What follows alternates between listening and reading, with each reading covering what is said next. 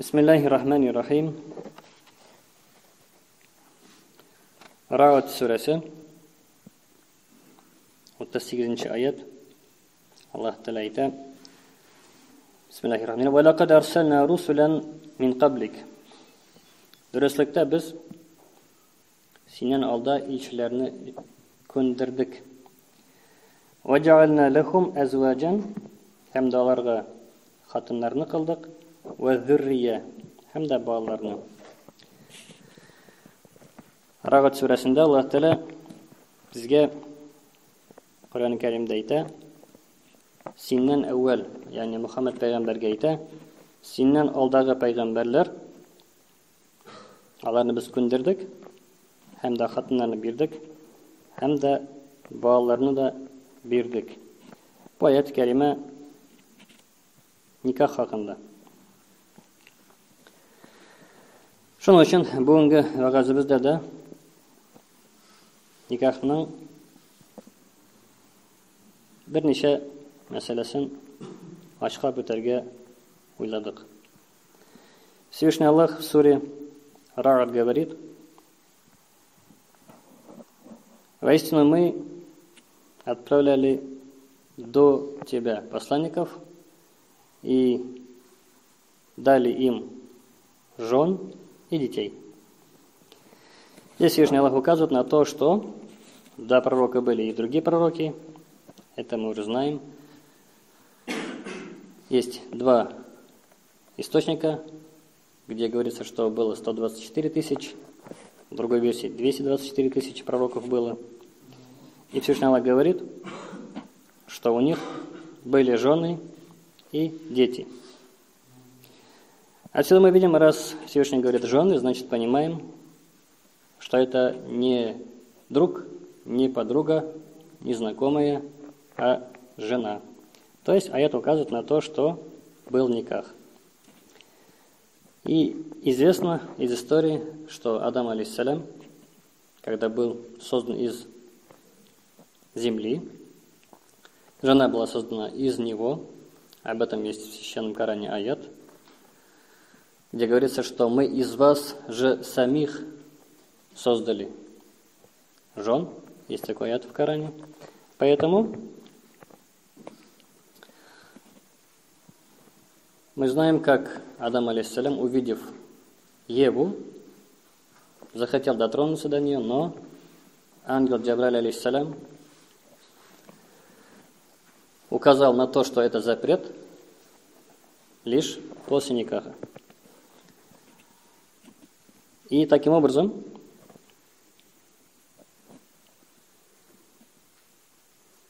без никаха, как известно, трогать кроме мамы, сестры, дочери, тещи, тетя нельзя. Поэтому надо уже искоренять обычай, башкирскую традицию, татарскую, здороваться с двоюродными, троюродными, противоположным полом. Это приказ Всевышнего Творца. Поэтому надо правильно понять, за это есть наказание. Наказание очень сильное. Не надо думать, что наказывается только тот, кто употреблял спиртные, крал, воровал. Альхамдулилля, это время проходит, люди уже понимают, что воровать сенаж грех уже осознают, и бить лампочки, чтобы никто не видел, тоже осознают, что это грех. Альхамдулилля, это время пришло. Но теперь также пришло время, когда протягивать руки, говорит: извини, Аллах.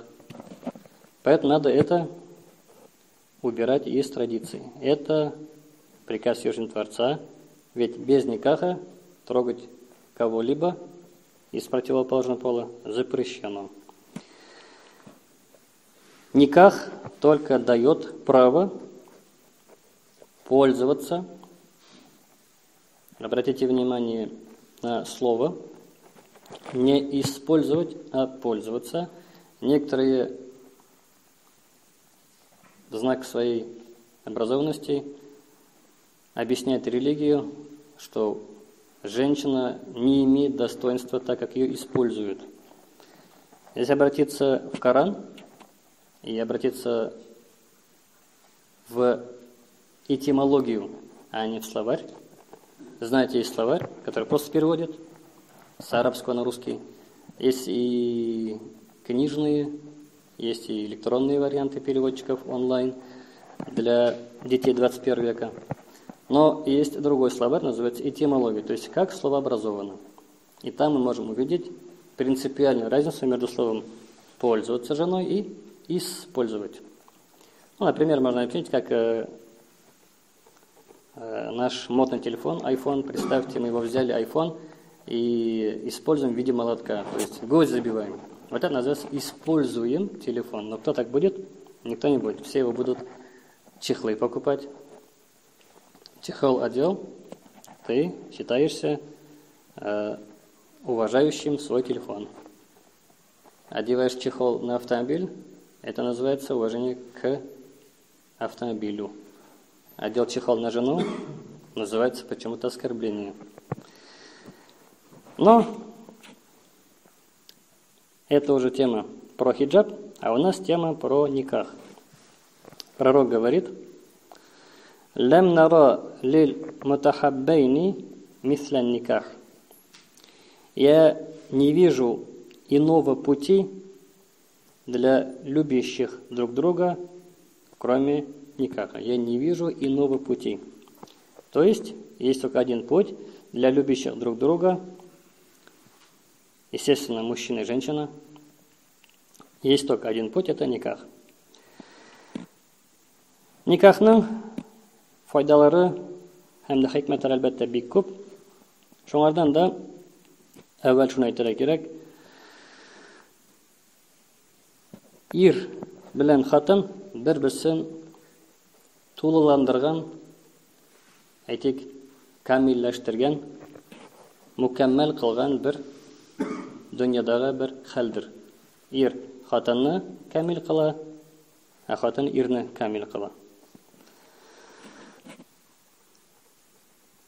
В религии не говорится, что люди имеют минусы и недостатки, потому что в Коране Аллах говорит в суре «Смоковница», бисмиллахи рахмани рахим, «Лакада халактан инсана фи ахсини таквай». Мы создали человека в наилучшем образе, в наилучшем виде. Аллах говорит, наилучший вид. Поэтому говорит, что кто-то имеет изъян, будет неправильно. Поэтому все, альхамдулилля, идеальные. Каждый по-своему идеален. Но, что мы говорим про никах? Что мужчину дополняет женщина, женщину дополняет мужчина.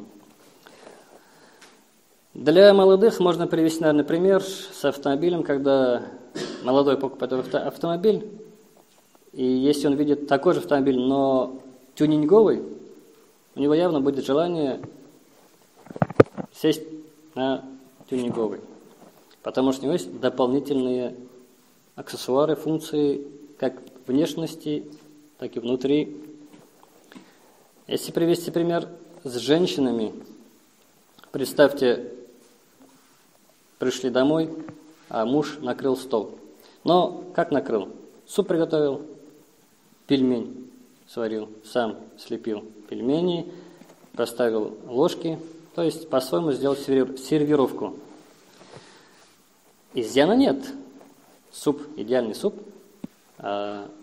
ужин, можно сесть и поесть, и насладиться жизнью, и похвалить мужа за то, что он приготовил ужин.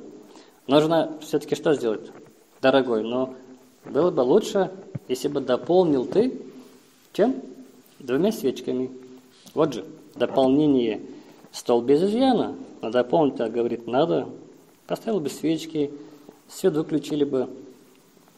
И как 2 голубка, воркующих, любящих друг друга, отметили бы годовщину, знакомство, рождение, никах, ЗАГС. То есть она все-таки скажет же, надо вот добавить базилик, укроп, не знаю, там, цветок с вазы, а то он поставил цветок в банку. Было бы лучше, если бы дополнил. Вот это называется как раз дополнение есть никах. В смысле каком? Что мужчина, совершив никах, дополняет женщину, а женщина дополняет мужчину. Һәм дә монда шуны әйтеп үтәргә кирәк. Иштелә шундый сирәк, әлбәттә, ләкин барбер иштелә. Безнең бит кешеләр нинди? Азат булырга тели, азат. Ягъни, ничек әйтәләр? Независимый, ни в ком, ни в чем не нуждается. Шуңардан да нәрсә әйтәләр? Никах ул мине кемгәдер бәйли. Ә мин кемгәдер бәйләнеп яшәсем килми. Мин нәрсә әйтәм? Мин азат кеше. Бу ап-ачык бер ялгышлык. Чөнки кайсы яклап карасак та, физик яктанмы, яки матди, әйтик, мәгънәви, барыбер кеше капма-каршы җенестә ихтияҗ тоячак. Барыбер. Чөнки ул тимер түгел, робот түгел, барыбер тоячак һәм ахыр чиктә ул я никахланып бергә булачак, я да никахсыз Аллаһның газабына дучар булачак. Ләкин шул очракта әйтү тел белән мин азат булырга телим дигәне нәрсә капма-каршы килә? Азат була алмыйсың барыбер. Урамга чыксаң, ничек азат буласың? Әгәр дә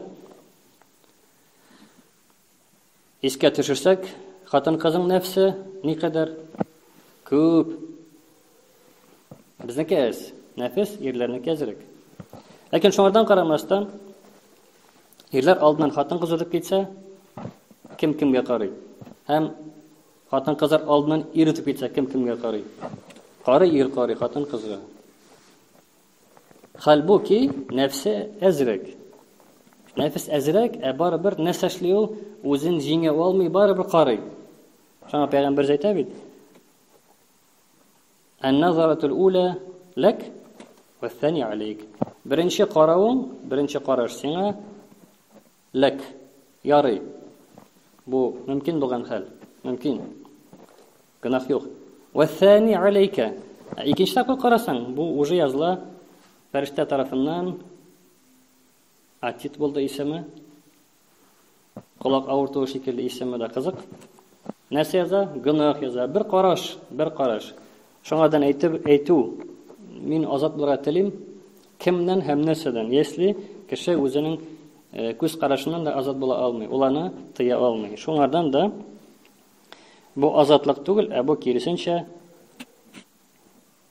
бәрәкәткә һәм дә көч һәм дә сәламәтлеккә алып баручы бер юл. Бу Аллаһның күрсәткән юлы.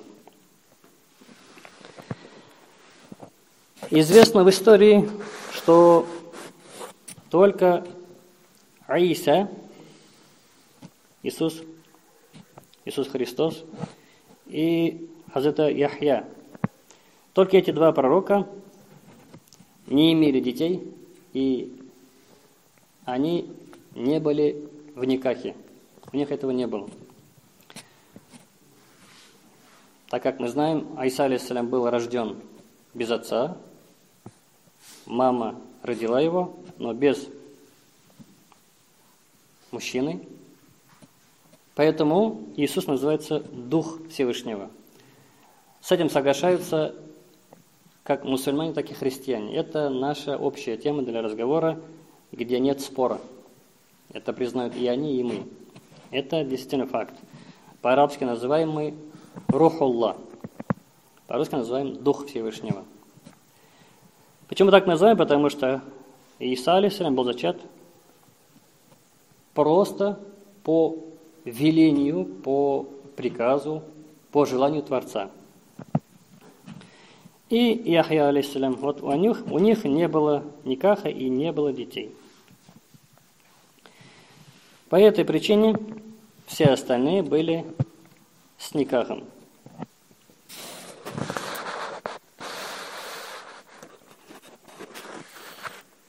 Нефс, который, мы говорим, имеет несколько уровней. В Коране мы об этом говорили. Есть 7 мест, в котором говорится про нефс. Поэтому нефс – это то, от чего мы избавиться просто не можем, потому что это есть внутреннее эго, это то, что течет у нас в жилах, это есть наша жизнь. Это то, что нами двигает. Поэтому, чтобы его обуздать, Всевышний указал на данный путь никаха. Шумардан, да, никахның кемге фарыз болуы, кемге важиб, кемге макрух, а кемге иса харам лыгыда бар. Әлбәттә, шундый хөкемләр бар. Если человек не может держать себя, контролировать, то ему жениться является фарзом. Если он боится зина. Но если человек предполагает, что возможно, что совершит зина, в этом случае ему никах совершить является ваджибом. И если человек обладает имуществом и может содержать жену, но не так сильно испытывает желание по отношению к противоположному полу, в этом случае для этого человека никах является суннат. Суннат – это то, что можно сделать, а можно сделать позже. Но фарз, о котором мы говорили выше, когда боится, что совершит прелюбодеяние, тогда ему никак совершить просто является фарзом. Фарз, как читать намаз, как слушаться родителей, как ухаживать за телом, как совершать пост, закят, хадж, как защищать родину, имущество, семью, также и никак является фарзом, если человек боится прелюбодеяния. Но если человек допускает возможность, что после никаха он все же не сможет ухаживать за ней, тогда ему макрух. Если он допускает возможность, что он не сможет за ней ухаживать, тогда ему макрух. То есть ему нежелательно совершить никах. Здесь должны быть профессионалами своих дел те, которые совершают никах. Но и родители, конечно, которые следят за своим будущим, потому что дети – это их будущее, или же настоящее, в чьих руках-то останутся. Но также есть никах, который называется харам. Что за никах, который бывает харам? Разве никах харам? Разве Аллах в Коране не сказал про то, что нужно совершить никах? Разве пророк не сказал, что это моя сунна? Разве никах может быть харамным? Оказывается, может. Әгәр дә кеше малы булса да, хатын кызны карый алса да, ләкин курыкса, хатын кызны ташлармын дип, балаларны ташлармын дип, чөнки балаларны яратмый, көз алдына да китерә алмый балаларның акыруын, кычкыруын, аларның күнең буена килгәннәрен йортны астын өскә әйләндергән, если ул көз алдына китермәсә, шуңадан курыкса, мин баланы кулга алмыйм дип әйтсә, бу кешегә никах укырга харам. Укучыга да, укылучысына да. Бу никах харамдыр. Чөнки бу җаваплылык кемнең өстенә ята, әлбәттә, беренче ишаратта ята никах укучыга. Кем никах укый, ул әлбәттә җавап бирә. Беренче ишаратта, икенче ишаратта да шуша ир. Ничекки хатыны аерды. Никах, который называется харам, это то, когда мужчина боится, даже не сомневается, а боится, что не сможет ухаживать за женой и тем более за детьми. Он боится по причине, что он не выдерживает звуки, голоса, крики детей, которые ночами кричат, плачут, потому что насикался, он ревет, несмотря на то, что 3 ночи, а тебе надо завтра утром на работу, а ты просто не можешь. Это, наверное, может понять только человек, который был в разводе. Если один раз он развелся, он прекрасно понимает. Но если человек не развелся, ему только остается сидеть и представить, как это происходит. И если вот он испугается этого, тогда ему никак харам. Харам тому, кто читает, харам тому, кому читает. В этом случае никак запрещено. Раз мужчина боится взять ответственность. Поэтому здесь и также нужно отметить, что никах временный в исламе запрещен. Поэтому говорить, вот мне бы жену на года 2, потом я уеду домой, по религии это запрещено, харам. Как харам ширк, как харам пить спиртные напитки, как харам кушать свинину, как харам кушать шоколад, в котором есть спирт, как харам кушать мармелад, желейный из свинины. Также харам никак читать именно вот с таким намерением, что я вот возьму, я боюсь зина, говорит один. Вот один пришел, говорит, я боюсь зина, хочу никак совершить на 2 года. Так это харам.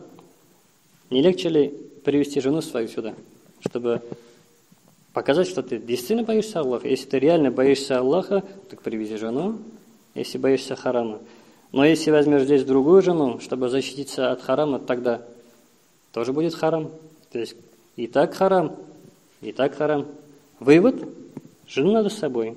Куда бы ни был, в хадж поехал, на работу, за границу, возьми жену.